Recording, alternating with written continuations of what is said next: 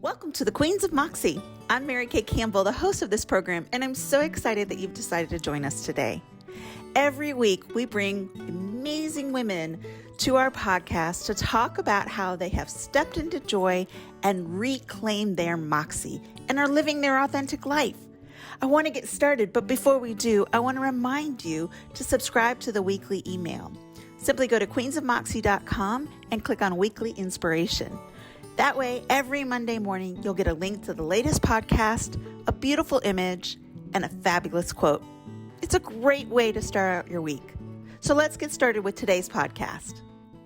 So we're here today at Queens of Moxie with Nicole Wire, and I'm really excited about talking with Nicole because I think so many of you that are listening here today are going to really relate to what her work is now and the move that she made and how she really just jumped into it and made a new life for herself. But before we get started, I want to give you a little bit of information about her.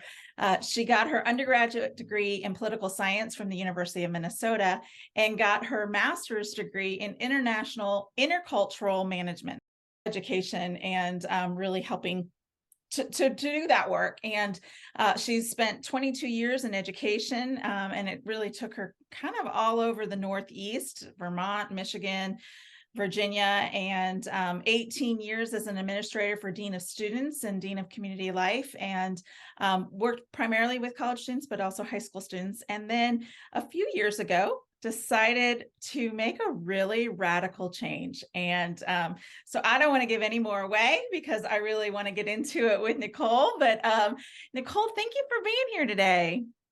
Grateful to be here with you. Before we get into what you're doing now, why did you decide to work in education in the first place, and particularly higher ed? Such a good question. I feel like I kind of stumbled into it because I was almost done with my master's degree. I needed to write my thesis. I went to grad school in Vermont. I felt like if I crossed out of the state of Vermont, I was not going to finish my thesis. Something about it, I was like, I need to be in close proximity in order to get this done. Mm-hmm. So I found a job and I started working at Landmark College in Putney, Vermont. And I was living in the residence halls doing student affairs work. And I was also a tutor and teaching. And that got me into education in a way that I never expected. I thought I was going to be on a study abroad track, working with study abroad programs, inspiring students to go way outside of their comfort zone while they were in college and cross cultures and do all these things. And as soon as I got to Landmark and started understanding the power of partnering with students one-on-one and walking alongside them on their educational journey, it opened up this whole new world to me. And I never looked back. Yeah. You know, I taught at NC State University for 6 years as an adjunct professor. And there is something truly unique about that stage of life and the wonder and the curiosity and also the fearlessness that comes from being in that age bracket, but also, you know, you're not disillusioned with the world yet. Right. I think, yes. And it feels like possibilities feel endless. Yeah. What was so interesting to me about Landmark is that when I was there in 96, at that point, it was the only college exclusively for students with learning differences, for neurodiverse college students. And wow. I learned so much about learning styles and about learning differences, and learned so much about nurture and hold space for students, the power of working one-on-one with students, the power of helping students understand how they learn and how that can unlock their potential. But so much of it was also about working with my students to heal some of the wounds and the scars, and honestly, some of the trauma from being called stupid, cast aside, ignored in classrooms, all of the self-esteem and self-confidence that comes from knowing that you learn differently, but not understanding what that means. So it was also rebuilding of the self and strengthening the relationship of the self, and helping my students really understand and embrace that their learning difference was actually their learning superpower. Yeah. Oh, I love the way you've just phrased that. Yeah, I really do. it was powerful work. And at the time, I had no idea that that would actually help get me really clear on stepping away from education 20 some years later into the work that I'm doing now. I had no idea that Landmark was going to be not only transformational for me, but also for the students and the families that I worked with. No Yeah. clue. Yeah. Well, and you're sitting here talking, and I have a friend whose daughter was diagnosed with autism halfway through her Mhm. senior year of high school, Mhm. and is really struggling um, with education right now because of the trauma you're talking about. I mean, you said that, and I was like, oh, that is exactly what's going on with one of my very dear friends' daughters. Mhm. And Yep. and so I'm definitely going to connect you afterwards, if you Yeah, don't please. Yes. mind. Yep. Because there's also some mental health issues that are accompanying Mhm. that with depression and anxiety, and Yep. I'm confident that that is related to the trauma that she faced in school, because it is that whole Yep. idea of, why is everybody else able to understand this and follow this, and Yeah. I can't. I know I'm smart, but Mhm. it's not working in the same way for me. And you know I have ADHD. I Mhm. now have a traumatic brain injury. Those two Mhm. combinations, kind of a bad combo. Um, just they compound each other. Yeah. But I'm also a kinesthetic learner. I Mhm. know that if I want to really understand something, I need to do it. So don't Right. give me instructions and expect me to retain it. Mhm. Give me instructions, but let me walk through it as you're talking so I Right. can figure Yep. it out. Yep. And I need to see the whole picture. Like, where is it that we're going to end? Yep. Because if you just give me stuff as we're going along, I don't know what I'm working towards. And so my brain I can't get my arms around it. I can't Yep. understand it. And I'm a pretty typical kind of person in a lot of ways, and did well. I had to be average in high school, and I was cum laude in college, and I went to Mhm. a really rigorous graduate program. But like in grad school, I had to read 500 pages a week. Well, Yeah. guess what? That was torture for Yeah. me as an Brutal. Brutal. ADHD. Yeah, Mhm. and I wasn't Yeah. taking in medication at the time, so I was really, untreated and just kind of managing it, and it was not working very well in grad school. It was Mhm. tough. And Yeah. so I think about this and I think, my gosh, this is what I experienced, and I'm pretty middle, mainstream. I can only imagine what it must be like for someone who really does think in a different way, and brings Mhm. amazing, beautiful, wonderful things to the world. And we just need to Yeah. figure out how to appreciate that and how to work to their strengths. It's Mhm. that whole idea of Einstein's judging a fish's ability to climb a tree. You're always going to think it's I don't remember what the word is he used, but not intelligent. I don't think that's the Mhm. word. I think he said stupid. But Yeah. um, of course the fish can't climb a tree. Mhm. I mean, it's Yeah. not going to happen. But that's the kind of the mindset that we've taken with our Mhm. educational system at this point. And so I love the Yeah. fact that you worked in a space that really worked with the students, their families, and probably the Mhm. educators as well, to meet the students' needs where they are. Mhm. That's fantastic. I think part of the drive for me was I was at Landmark, and then there was so much learning for me at that point that every institution that I served after that, I carried so much of that with me. And then found myself um, kind of drawing a lot of the neurodiverse and the students who learn differently to me in different ways, because I got them, or I try, or if I didn't get it, I was willing to have the conversation and be patient and create space for that student to say, here's what's really hard, and to just start to peel back the layers of, because it was never about the assignment didn't come in, like, of course, but it's figuring out, like, where did we get tripped up on the assignment? Where was that gap? How is that showing up? And so much of it was about how we are being. And it comes down to the dialogue that we have with ourselves when we struggle. What is that inner voice? Is it critical? Is it a champion? Is it cutting? Is it reinforcing comments from other people? You said something twice that I love, and that's the idea of creating space. And I mean, you've said several things, like also that internal dialogue we have. Oh my gosh, would I talk to an enemy the way I talk to myself? Probably not. Right. So what can I do to change that internal dialogue? Yeah. But creating space for people to be comfortable and to express themselves and to get to the root of things. So you're not just talking about the high level things, I think is critical. And it's just such an important part of any process, but particularly when you're helping people, whether it's in education or in coaching, and what you're doing. So let's move into, you moved from the East Coast to the West Coast. I did. And made some major changes. So tell us about what you're doing now and why you decided to move out there, and how long have you been out there now? I got out here summer of 2020. So actually early stages of COVID. Yeah. Moved across the country in a pandemic. Probably not the wisest thing to do, but I did it.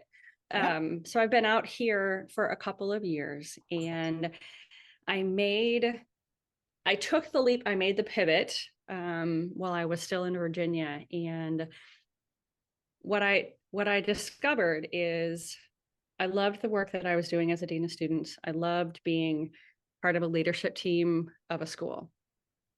And at the same time, what I started to notice is that at the different institutions that I served, and this is true not just in education, but there are always conversations around organizational culture and morale and retention and turnover, right? Like, you can be working at a bank, you can have a landscaping company, you can be Microsoft, you can be Twitter, you can be the BBC, you can be a school, and you're going to have those conversations.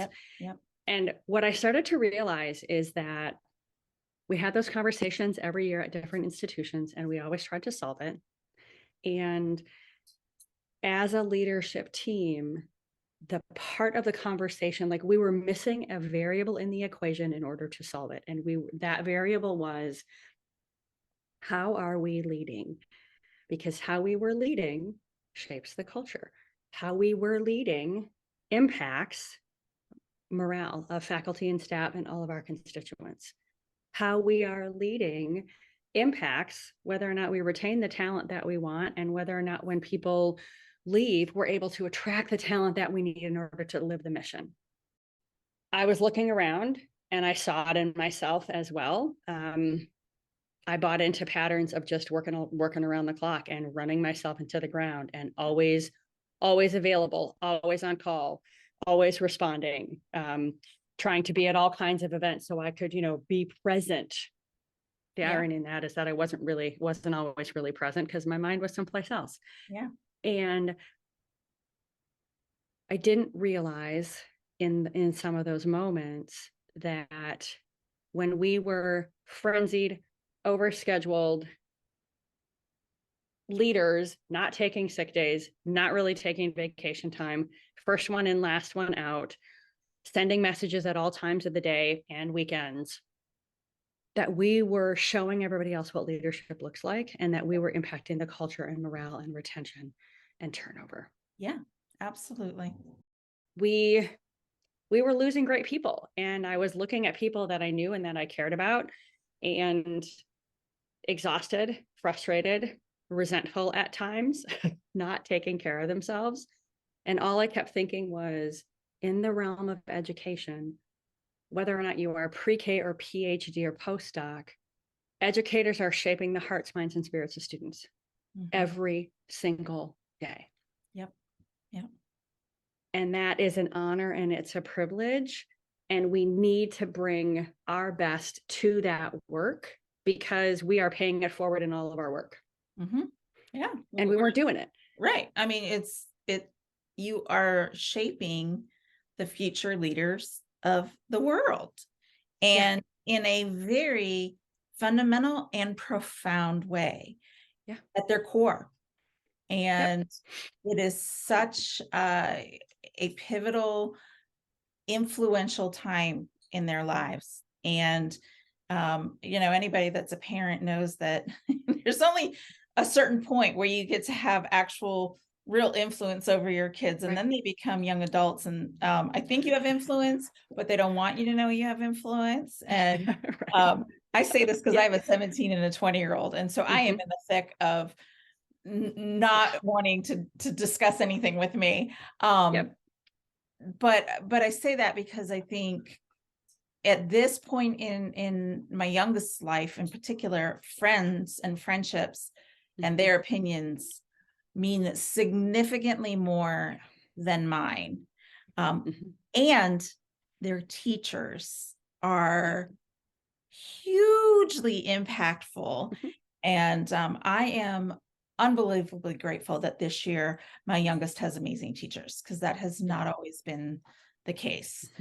So, first of all, I love the question. And for me, it's been the work that I do is there's kind of a multi-step approach. The first piece is creating a stable foundation. So we have to get to a place where we are rested, fed, hydrated, and nourished, both like from food, but also just from things that bring us joy and gratitude. So we need to create that stable foundation. That takes time to create new habits, because what we have to do is untangle some of the ones that are putting us in the place where we're just like, let's run all the time. Not helpful. The next piece is truly around our boundaries and what we say yes to and what we say no to, and understanding, like digging down and figuring out what in me has created this message and this mind loop that says, in order to be a good mother, sister, leader, parent, colleague, neighbor, I have to say yes to everything. Because we've gotten to this place where when you say no, like that can create conflict. No is the path to liberation. When we say no to something, it actually creates space for somebody else to rise and grow. But we don't necessarily think about it. And so another component of it is, and you're so right on when you talk about like, it's this whole servant piece in so many of us, and it shows up pretty in bold and italics and large font in women. We serve first. We can do that, but at what point does an act of love and an act of service become self-sacrifice? And at what point do we cross that line in ourselves that says, I am now neglecting myself in order to help somebody else? And then, like, what's the quality of the help that I'm offering? Yes. Those are the questions to answer in the quiet moments. So even when I work with leadership teams, we have to create a stable foundation. We have to look at all the different compulsions within ourselves that say, run, be busy, overschedule, skip meals, work 24/7. We have to look at that, get really honest about what serves us and what just creates busyness and distraction, because sometimes busy isn't productive and isn't efficient, and it just means that we have to do it 2 or 3 times again. Yuck. Yes. Like, yes. but we've all done it. We're like, oh, I'll just keep going and I'm going to do it really quickly. And then you read it the next day and you're like, that was one of the worst things I've ever written. I can't send that message. I can't submit that proposal. So when we want to be in motion, we don't, like, the quality of our work suffers. And so does the quality of our presence. Yeah. So Yeah. it's interesting because the work with individuals and the work with teams and leaders, there's so much crossover Of course. because we have to lead ourselves first. Yes. Yes. Period. Absolutely. Yeah. Absolutely. I mean, it's just, I wish that I had come to this epiphany without the car accident. And I'm afraid that so many people come to this aha moment by circumstances outside their control or what they would prefer not to have happened. Right. But one of the things that I say all of the time is the importance of resting in the pause. Mm-hmm. Just recognizing the value of being still, of appreciating the quietness of nature, or pretty music or a hot bath or a cup of tea or whatever it is. It's the idea of mindfulness. It's the idea of meditation. It's all of those things and more, because it's really about resting in that space between, in that pause. And if you're rushing, you don't even know that you've missed that pause. No. And when we step into that and allow ourselves to just stand and be and stretch our arms in that moment of pause, we can have a response instead of a reaction. Wait for that. Yeah. We can have a more thoughtful solution. We can collect our thoughts so we actually say what we mean and not all of the different adrenaline and emotions and all these random thoughts that are popcorning in our head. We can collect our thoughts and be able to say, here's where I'm coming from. It also gives another person or the 10 people that are around the table an opportunity to do the same. Yes. Yes. And that's what creates innovation and really deep connection and the ability to agree and disagree and navigate all of the different things that are thrown at us better, hands down. Let's talk about your move. What prompted this? And you know, what can women learn from what you did? There were, I'm going to say 2, maybe 3 things that really drove this. I'm living in Virginia. I'm living on the coast. I'm going to jump to the other coast. One of them was I had worked at a therapeutic boarding school for just 1 year in Northern California back in 2000. And I had had this taste of kind of West Coast, a little bit of Pacific Northwest. And there was something about the tall trees and the air and the culture that in that 1 year really sort of nestled inside of me. And then I started to travel to Seattle and other places for conferences and kept getting pulled back to the Pacific Northwest and had this moment of like, I think I'm either going to live New England or Northwest somehow, Pacific Northwest.